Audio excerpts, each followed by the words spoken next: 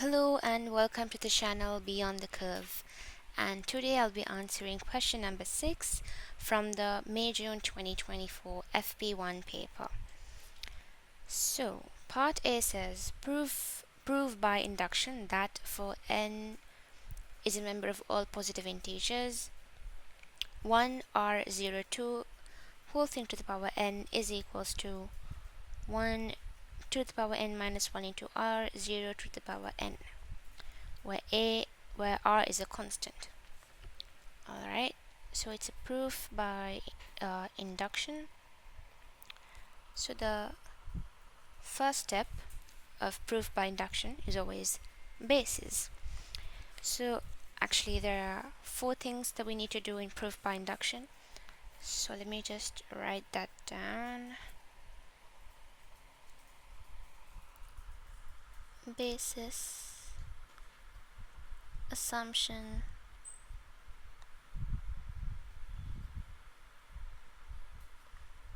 induction,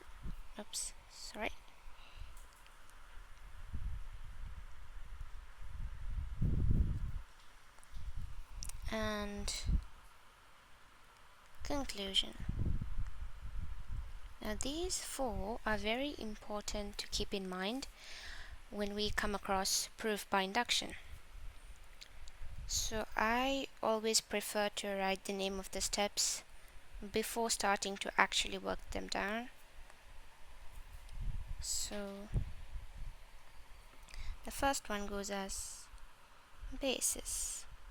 What exactly is the basis step? The basis step is the part where we prove that the either side of the equation, in the case of matrix, is equal to each other when n is equals to 1. So we say when, sorry about my bad writing, let me do that again. Okay.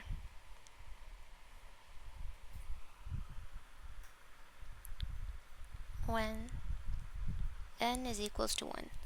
So this is going to be our left hand side and this will be our right hand side. So I'll say LHS for left hand side, 1 r 0 2, the entire thing to the power of 1. Why? Because n is equals to 1. Now this is going to be the same thing, 1 r 0 2, because it's to the power of 1, nothing's happening, the matrix is going to be as it is.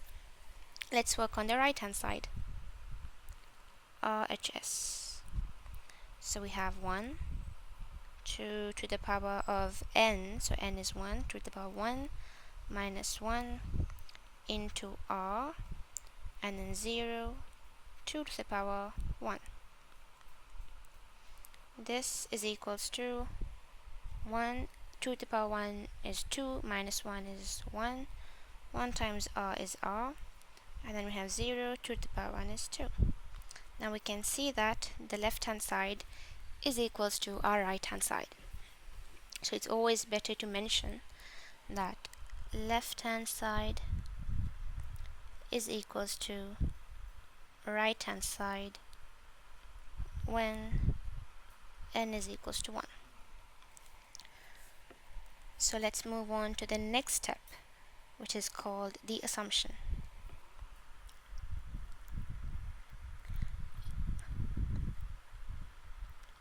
Now assumption is the step where we assume that both the left hand side and the right hand side are equal to each other when n is equals to k. Now this step is going to be useful for our induction step. So that is exactly why we do the assumption step. We assume that whatever they have given us to prove it's correct when n is equals to k. So we say when n is equals to k, left hand side LHS of the matrix equation, maybe, yeah, matrix equation, or we can just write LHS is equals to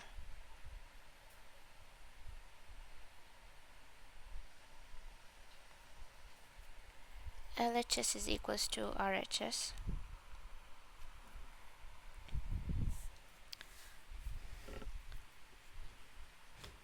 Oh, I forgot to write the word assume. Let me write that down. My bad. Very sorry. When n is equals to k, we assume, or just assume, when n is equals to k, we assume that LHS is equals to RHS. Now for this, we shouldn't just leave it as it is. We also have to write down the equation. So which is going to be 1 R 0 2 entire thing to the power of k equals 1 2 to the power k minus 1 R 0 2 to the power k. Now it's important that you write down this matrix equation when we are assuming that it is true when n is equals to k. Right, so we're done with 2 of the steps in our proof. Moving on to the next one called the induction. Right. Now induction is the step in which we prove, or where we prove, that the matrix equation in this case, it's correct that it's correct that the left hand side and the right hand side, they're both equal to each other when n is equals to k plus 1. So we say when n is equals to k plus 1. So when n is equals to k plus 1, I usually like to go from the left hand side to the right hand side. That's usually the method that how the proof is done. So we can go from this side to this side, right? So we can say that 1 R0 2. Okay, so we can say 1 R0 2 to the power of k plus 1. Now we need to get the right hand side as our final answer after we do some manipulations or some matrix multiplication, which is basically what we're going to do under the induction step, right? So in other words, we can write this same matrix. Let me highlight it. We can do this, we can write this matrix in another way. 1 0 2 to the power of k times 1 0 2, right? So when two same matrices are being multiplied by each other, the indices are going to be added. So this is the basic index laws. So that's what we have to apply here.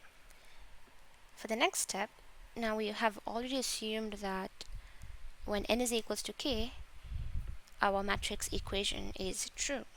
So we can just use our assumption for our induction step. That's the whole purpose of the assumption step. So we can take it directly from this.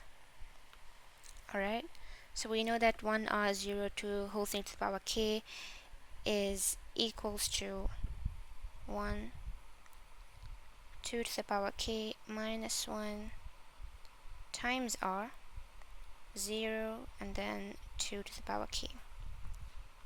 The other matrix remains as it is, 1 r 0 2. Alright, now it's simple. From here we have to do matrix multiplication. So the first row times the first column, 1 times 1 is 1, and then the 2 to the power k minus 1 times r times 0 is going to be 0. So we have 1. then first row times the second column. 1 times r will be r, alright, and then 2 times sorry, 2 times this is going to be, oops, 2r times 2 to the power k minus 1. And then we have the second row of the first matrix times the first column of the second matrix. That's going to be 0 times 1 is 0, 2 to the power k times 0 is 0, so we have 0. And then 0 times r is 0. 2 times 2 to the power k, for now I'll just write it like this, is 2 times 2 to the power k. So we'll expand and simplify. So we have 1, and then the common thing in the second element is r, so we take r outside. Alright, so we have 1 left there, and then we have a 2 times 2 to the power k minus 1, 0. Now we have the same base multiplying to each other, but then they have different indices, which means we have to add our indices, so it's going to be 2 to the power k plus 1. Let's simplify it further. So we have 1 here, and inside these brackets, right, so we have a 1, and then 2 times minus 1 is minus 2, so 1 minus 2 is going to be minus 1, and then again we have our 2 times 2 to the power k, which means we have r times 2 to the power k plus 1 minus a 1, 0, 2 to the power k plus 1. Now before continuing or before starting to do this entire steps, it's always better to write down what our aim is. When I say aim, what I mean is, what do we want at the end of the induction step as our answer? For example, when we have n equals k plus 1 substituted, because we are trying to prove that this left hand side is equals to the right hand side when n is equals to k plus 1. So we're starting from the left hand side to prove the right hand side, right? So when we directly substitute n is equals to k plus 1 to the right hand side, what we are going to have is 1, 2 times the power k plus 1 minus 1 times r, 0, and then 2 to the power k plus 1. And then we can move on to do these steps, which is the ideal way. I actually forgot to mention that we have to write down the aim. So it's not a must, it's not going to gain us any marks because of writing the aim up there, but it's a reference to ourselves so that we know where we're going for, like what answer we need to get by the end of the induction step. And we can see here that whatever we need, the aim basically, is what we have got here. 1 r into 2 to the power k plus 1 minus 1, and down we have 0 and then 2 to the power k plus 1. So we can conclude this step and say when n is equals to k plus 1, LHS is equals to right hand side. Okay, yeah, we can write that down, and then we're done with the induction step, and now we have our conclusion. Now it's very important to write the conclusion. It actually gains us marks. In fact, it's bolded in the marking scheme that it's compulsory to write the conclusion, so it actually concludes our proof by induction. Okay, so I'll move on to write the conclusion.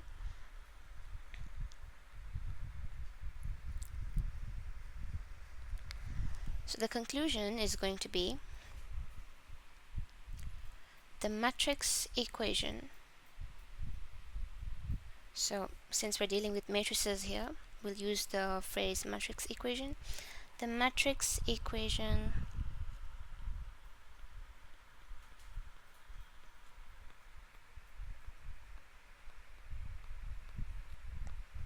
is true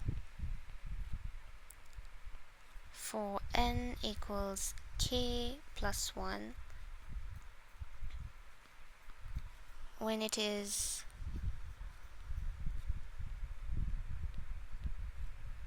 true for n equals k.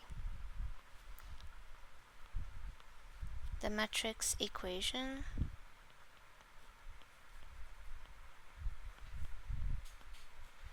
is also true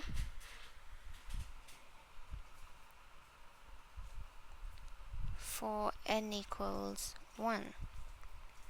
So it is true for all n where it is a member of all the positive positive integers. You can, at the end, you can also say by mathematical induction, not really necessary, but yeah, this is the required conclusion. It's a must that you mention that it is true for n equals k plus 1 because it is true for n equals k. And you also have to mention that it's true for n equals 1, so it's true for all the positive integers. In whichever the way that you write the conclusion, it's a must that you cover those meanings. Okay, so that's the end of part A. And now let's move on to part B.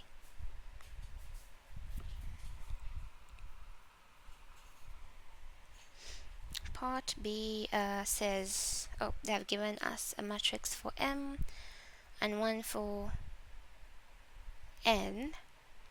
So it says the transformation represented by matrix M followed by the transformation represented by matrix N is represented by the matrix B. Part 1 says determine N in the form A, B, C, D, where A, B, C, and D are integers. Okay, so N is actually equals to 22 matrix times, not times, to the power of 4. So we don't have to manually work out the power. We can actually use the part A to do this, and I'll show you how. So it says part 1, N is equals to, let me look at that again, 1 minus 2, 0, 2. 1 minus 2, 0, 2, whole thing to the power of 4. Now why I said we can refer part A is because we have some similar elements in a matrix.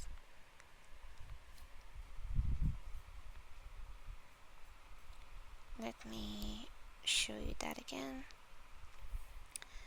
Right, so if you see, we have 1 here and 1 here. We have 0, we have 0. We have a 2, and then we have a 2 here as well. Our R is what's, different, yes. So our R is minus 2. We can clearly see that. So to do this, or to find N without any manual work or without using the calculator, which is not required actually, so we're just having to use the proof, because we have just proved that that matrix equation is true for all the positive integers, and N is a positive integer here. N is equals to 4.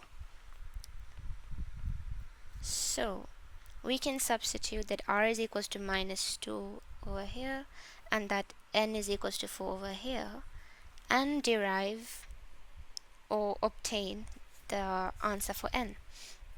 So let's use the part A. Let me just scroll down. Yeah, okay. So we already have 1,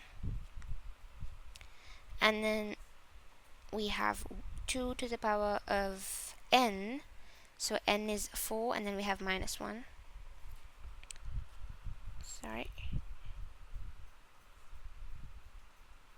2 to the power 4 minus 1 times r. Now our r is minus 2, and then we have 0, and then 2 to the power n, so n is 4,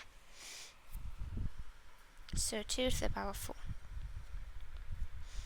So we have 1. So now 2 to the power 4 is 16, minus 1 is 15. 15 times minus 2 is minus 30. So we have a minus 30 here, and then a 0. My bad if this looks like a 24. It's actually a 2 to the power 4. So 2 to the power 4 is 16. And that will be our answer to part B. Part 1. Now it's alright, you can get that 1 mark for the part B, part 1, even if you have done it manually or using the calculator. It's totally fine, but I'm sure they would expect you to do use the proof by induction from part A, because they have given it as a continuation. So I would suggest using part A to actually find out what n is. Alright, so let's move on to part 2. Determine B. Okay, so they've said that B is a transformation represented by matrix M followed by n.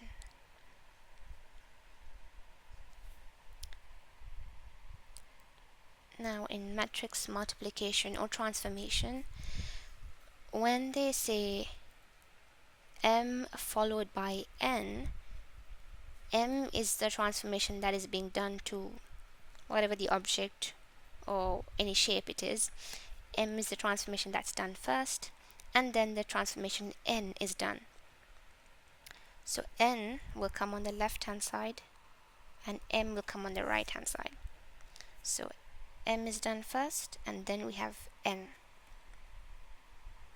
Having said that, we have n, which is 1, minus 30, 0, 16. And then we have m given to us already, 4005.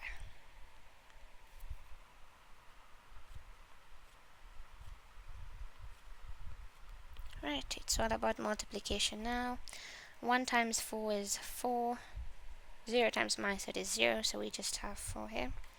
1 times 0 is 0, 5 times minus 30 is minus 150. The next one is going to be plainly 0. The fourth one, it's going to be 80, if I'm not wrong. Yes, 80. 5 times 16, it's 84, minus 150, 0, 80. And that will be our answer for part 2. That was simple. Right, moving on to part C. Hexagon S is transformed onto hexagon S dash by matrix B. So it's a composite transformation. Yes. So it says part C, given that the area of S dash is 720 square units, determine the area of S. Right. So part C, now we're applying the transformation B, which means M followed by N, to hexagon S, and we're transforming it into hexagon S dash. Now we know that in order to find the area, or when we're dealing with area, we deal with the determinant, the modulus of the transformation, the matrix which does the transformation. So in this case it's B. So we need to find out what the determinant of B is, because S, or area of S, times the determinant of B is what's going to give you the area of S dash. This is something that we have to already know when we study, or it's something that we will be knowing when we study matrix transformations, right? So they've given the area of S dash, which is 720, and we need to find the area of S. Alright, so for that, first of all, we need to find determinant of B, and since it's a 2 into 2 matrix, it's AD minus BC, so 4 times 80 minus 150 times 0, so that's going to be 320, right? Because this is, well, 0, so this is 320. Alright, so area of S times 320 is equals to 720. Therefore, area of S will be 720 divided by 320, zeros cancel off. When we divide by 8, we're left with a 9 and a 4 here. So that's 9 over 4. You can leave it as an improper fraction, or you can also give it as a mixed fraction. You can even give the decimal, no problem, because they haven't really mentioned a specific form. They've only asked for the area, so we can leave it as it is, saying that it's equals to 9 over 4. And I hope you've understood this question, and that's the end of question number 6. If you have liked this video, please like and subscribe the channel, and I'll see you soon.